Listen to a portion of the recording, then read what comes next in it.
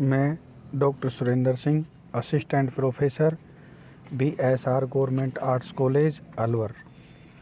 आज मैं आपको BA फर्स्ट ईयर के फर्स्ट पेपर राजनीति विज्ञान के मूल आधार पेपर में से दूसरा चैप्टर राजनीति विज्ञान की परिभाषा, क्षेत्र और प्रकृति, आधुनिक दृष्टिकोण के संदर्भ में अध्ययन करवाऊंगा। राजनीति विज्ञान परिभाषा, समसामयिक या आधुनिक दृष्टिकोण। परंपरागत राजनीति विज्ञान की परिभाषाओं में राजनीति विज्ञान को राज्य और सरकार का अध्ययन बतलाया गया है, लेकिन राजनीति विज्ञान विषय के आधुनिक विद्वान इन्हें अपर्याप्त समझते हैं। ये परिभाषाएं एक पुराने दृष्टिकोण की प्रतीक हैं, जिसमें शासन की रचना और उसकी कार्यप्रणाली के अध्ययन पर बल दिया जाता रहा है।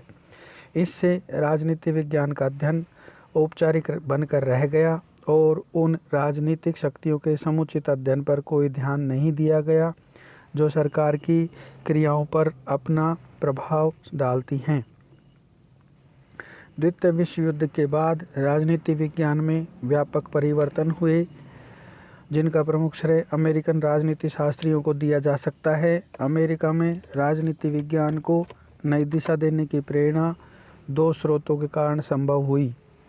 प्रथम प्रेरणा स्रोत शिकागो विश्वविद्यालय था, जिसके विद्वानों ने राजनीति विज्ञान को ज़्यादा से ज़्यादा विज्ञान सम्मत बनाने का बीड़ा उठाया।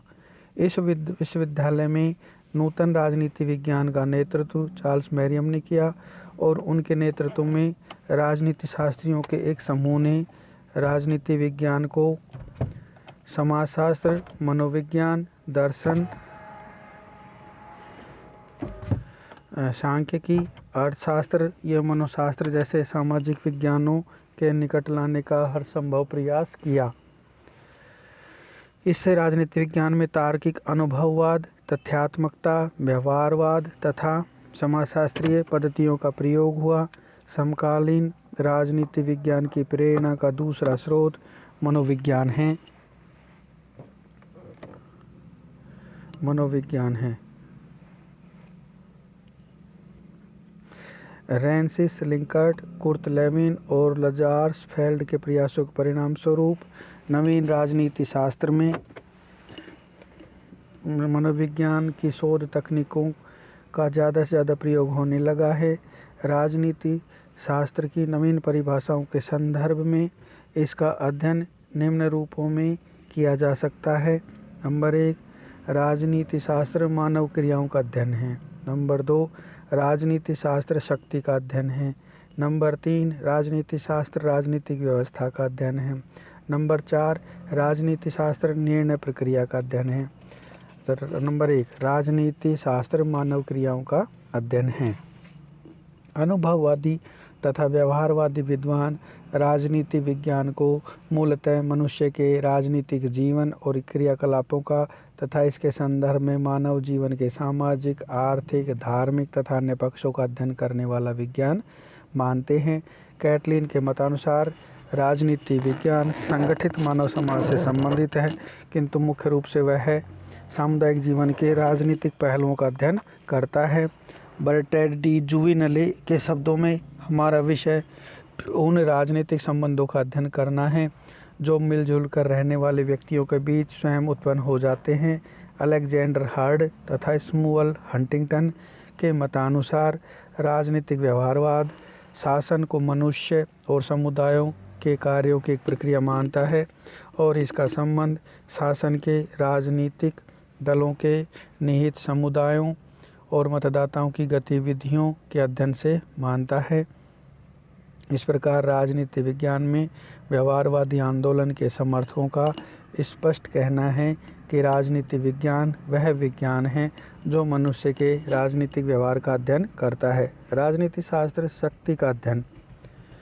समकालीन राजनीति शास्त्रियों में से कुछ विद्वान शक्ति को राजनीति शास्त्र की केंद्रीय संकल्पना मानते हैं। Lasswell, Merriam, Max Weber, Bertrand Russell, Morgenthau आदि मानते हैं कि शक्ति एक ऐसी बुनियादी संकल्पना है जो राजनीति विज्ञान के सभी विभागों को एक सूत्र में पिरो देती है। कैटलिन के अनुसार राजनीति से मतलब सत्ता संघर्ष तथा सत्ताधारियों को प्रभावित करना है। दूसरे शब्दों में राजनीति शास्त्र का संबंध नियंत्रणशील समाज में होने वाले कार्यों से है। यह उन कार्यों पर विचार करता है जो नियंत्रण में संपादित होते हैं। तो ये उन इच्छाओं संरचनाओं से निकलते हैं जो कि इच्छाओं के नियंत्रण संबंध के फलस्वरूप होती है। लासवेल के अनुसार शक्ति का सिद्धांत संपूर्ण राजनीति विज्ञान में एक बुनियादी सिद्धांत है। संपूर्ण राजनीतिक प्रक्रिया शक्ति के वितरण, प्रयोग एवं प्रभाव का अध्ययन है। इस प्रकार शक्ति धारणा में विश्वास रखने वाले विद्वानों के अनुसार राजनीति विज्ञान के अध्ययन का प्रमुख विषय है समाज में शक्ति, उसका स्वरूप, आधार क्षेत्र और परिणाम। अतः इस विषय का ध्यान उस संघर्ष पर केंद्रित होता है जो शक्ति को प्राप्त करने और बनाए रखने के लिए किया जाता है।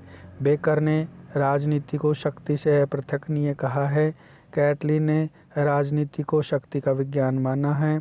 हॉटकिंस के अनुसार राजनीति विज्ञान केवल राज्य या विशिष्ट संस्थाओं मात्र का ही अध्ययन नहीं है, बल्कि शक्ति की समस्या में अंतर्ग्रस्त सभी समुदायों की गवेषणा है।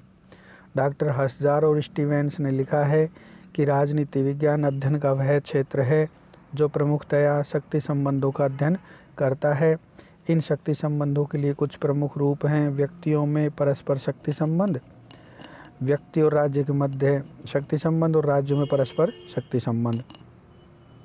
गिल्ड तथा पामर ने राजनीति की विषय वस्तु को राज्य के स्थान पर शक्ति माने जाने की जोरदार सिफारिश की है। उनके अनुसार यदि शक्ति को राज्य के स्थान पर राजनीति की विषय वस्तु माना जाए तो निम्नलिखित लाभ होंगे। राज्य कानूनी धारणा है तथा शक्ति का अर्थ होगा प्रक्रिया। शक्ति कानूनों तथा कानून के बाहर तमाम बातों से संबंधित है।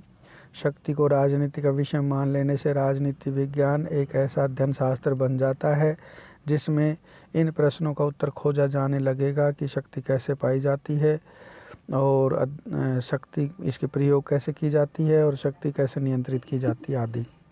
दूसरी बात यह है कि आम शक्ति को राजनीतिक अध्ययन का आधार बनाने का परिणाम यह होगा कि मनुष्य, विशेषकर राजनीतिक मनुष्य को राजनीतिक विश्लेषण में अधिक महत्व प्रदान करेगा।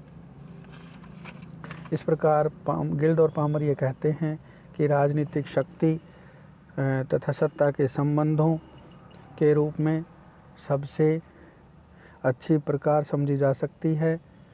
शक्ति की परिभाषा करते समय वे कहते हैं कि शक्ति दूसरों के निर्णय, बर्ताव, नीतियों, मूल्यों, भाग्यों को प्रभावित या नियंत्रित करती है। अतः गिल्ड तथा पामर ने राजनीति को शक्ति का अध्ययन माना है। राजनीति शास्त्र, राजनीतिक व्यवस्था का अध्ययन। राजनीति शास्त्र में पद्धति तथा व्यवस्था सिद्धांत का प्रयोग करके इसके परिवर्तित क्षेत्र का परिचायक है। राजनीति शास्त्र में पद्धति सिद्धांत का प्रयोग अनुभववादी दृष्टिकोण के पूरक रूप में हुआ है। पद्धति सिद्धांत के समर्थकों के अनुसार राजनीति शास्त्र संपूर्ण समाज या सामाजिक पद्धति का एक अभिन्न अंग है और स्वयं समाज की विभिन्न प्रक्रियाओं का बोध कराता है।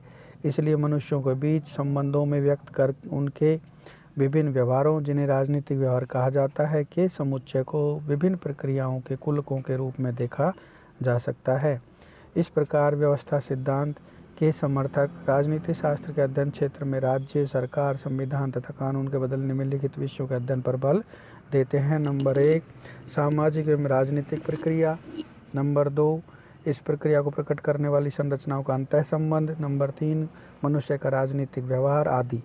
राजनीति शास्त्र में पद्धति सिद्धांत के समर्थकों में आमंड, ईस्टन, एप्टर के नाम उल्लेखनीय हैं। इस दृष्टिकोण से राजनीति शास्त्र का अध्ययन समाजशास्त्रीय पृष्ठभूमि में होने लगा है।